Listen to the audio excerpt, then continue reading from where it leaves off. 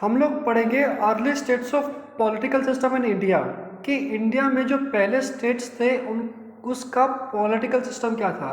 Political system मतलब लोग कहाँ रहते थे, किस तरीके से गवर्न करते थे। जैसे आज हमारे कंट्री में एक गवर्नमेंट है, डेमोक्रेटिक गवर्नमेंट है।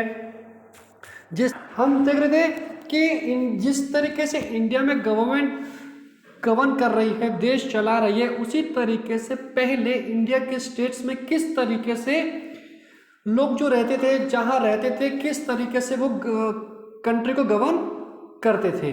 ठीक है, we get information about the political system and institutions from Vedas, epics and Buddhist text. अब देखो, जिस चीज़ की हम बात कर रहे हैं कि किस तरीके से लोग रहते थे, गवर्न करते थे, तो हमें इस चीज़ की जानकारी किससे मिलती है, किससे मिली? हमको मिली वेदास, एपिक्स, बुद्धिस्ट टेक्स्ट से। अब ये वेदास क्या है?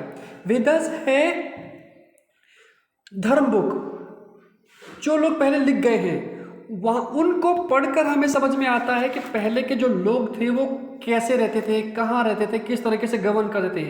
एपिक्स से पता चलता है, एपिक्स यानी लॉन्ग स्टोरीज, लॉन्ग पोएम्स, कि इन स्टोरीज को पढ़कर, पोएम्स को पढ़कर हम समझ सकते हैं। और बुद्धिस्ट टेक्स्ट यानी बुद्ध धर्म के लोग जो बुक लिख गए हैं, उनकी बुक को पढ़कर हमें समझ में आता है।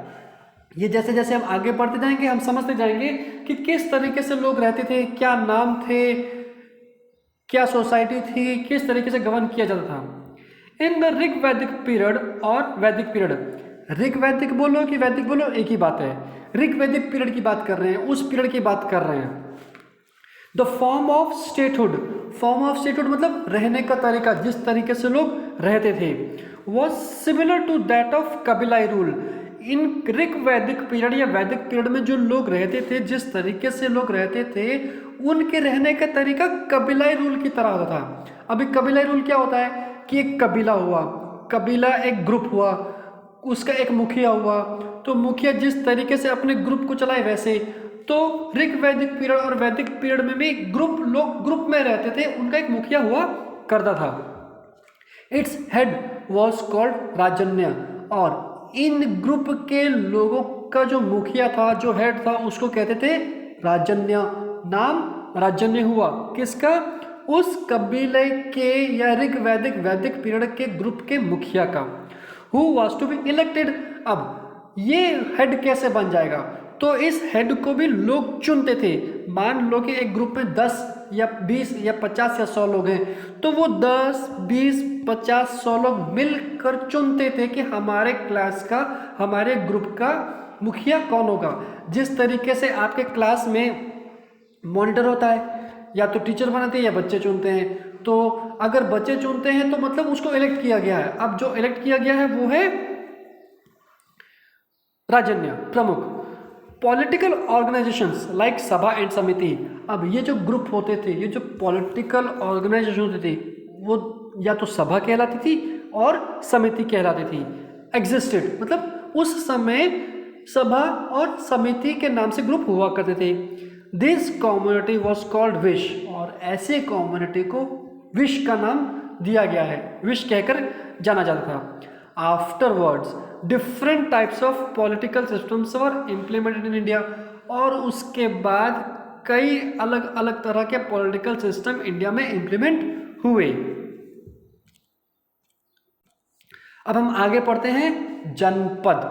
देखो जनपद क्या होता है? जैसे हमारी कंट्री इंडिया है, इंडिया में स्टेट है गुजरात, तो ऐसे ही पहले जो हमारा, देखो चैप्टर का नाम है early states of political system in India. अगर थोड़ी देर के लिए पॉलिटिकल सिस्टम निकाले तो हम क्या बोलेंगे? अर्ली स्टेट्स ऑफ इंडिया, यानी पहले के टाइम के स्टेट्स। तो ये जो जनपद है, स्टेट्स हुआ करते थे, या कहो कि स्टेट्स को जनपद कहा जाता था।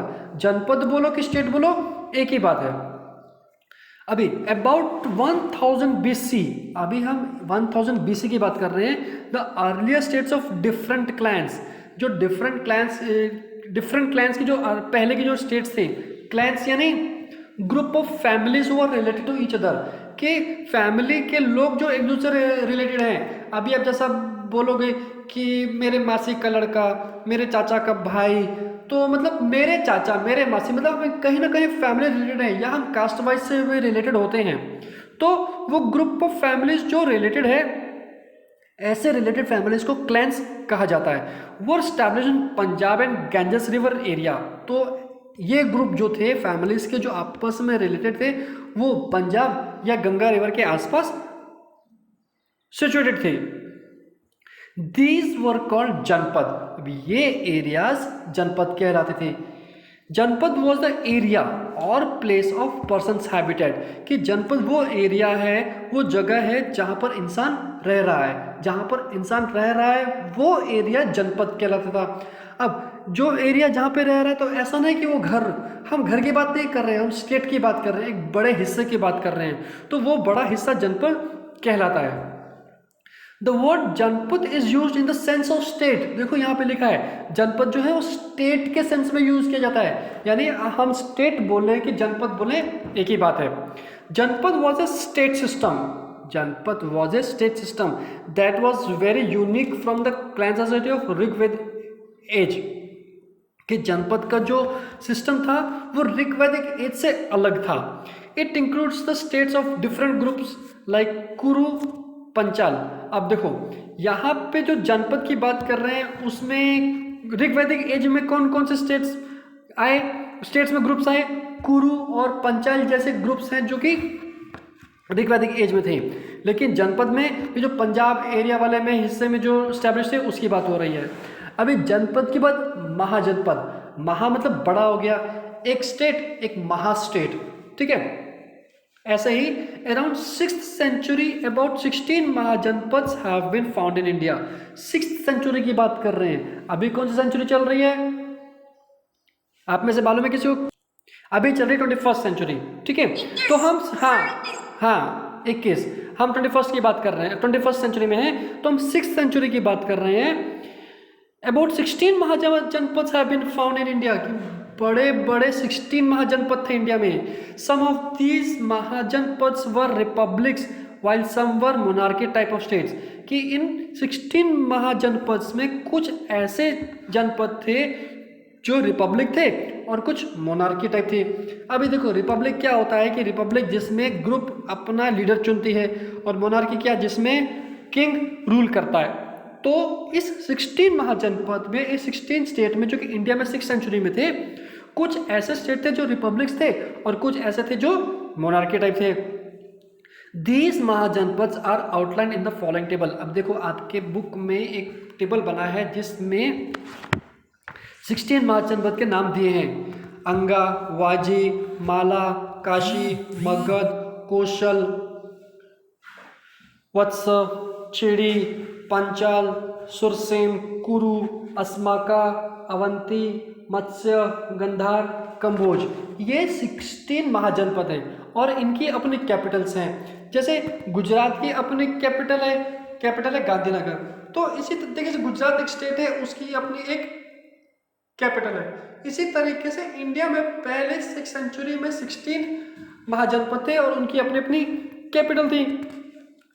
और ये जो महाजनपद है आज कहाँ पे है वो भी दिया है। देखो जैसे अंगा है ईस्ट बिहार में है, वाजी है नॉर्थ बिहार में है, माला है गोरखपुर के पास उत्तर प्रदेश में जगह है, काशी है उत्तर प्रदेश में वाराणसी के पास है, Magadh south Bihar.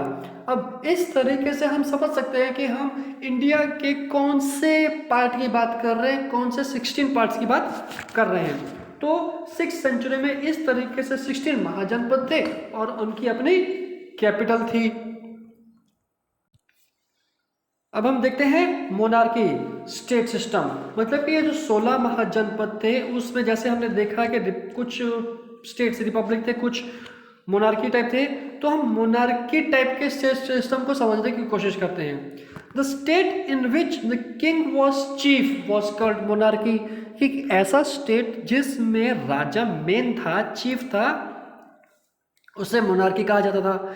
Among the Mahajanapads of this time, there was competition for power, which mainly consisted of 4 powerful states: Magad, Koshal, Vatsa, Avanti, in which Magad eventually became famous as a powerful state. अभी देखो इन 16 महाजनपद में आपस में power के लिए competition होती थी। अब पावर के लिए कंपटीशन होना मतलब ये बताना कि मैं पावरफुल हूँ, मैं मतलब ये स्टेट्स की बात कर रहे हैं। अब जिनमें 16 में 4 स्टेट्स पावरफुल निकल कर सामने आई थी, जो थी मगध, कसोल और वत्स और अवंती। अब इन चारों में भी मगध जो थी वो पावरफुल स्टेट था। अब इस मगध में जो मगध स्टेट है उसमें 3 डायनेस्टी रूल करके गई, एक हरंक्या डायनेस्टी, नाग डायनेस्टी और Nanda dynasty. Magadha at the time of Buddha in monarchy state system, देखो हम बुद्ध की बात कर रहे हैं जो कि मोनार्की स्टेट सिस्टम की बात है। मगध बिकेम पावरफुल महाजनपद, मगध जो है वो पावरफुल स्टेट बनकर सामने आया। 3 powerful dynasties rule over Magadha, और 3 पावरफुल डायनेस्टीज ने मगध पर रूल किया। Haryanka dynasty, Bimbisara was founder of this dynasty.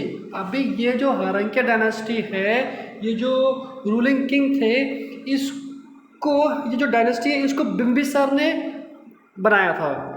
Headquarter मतलब capital of Magadh was Rajgarh.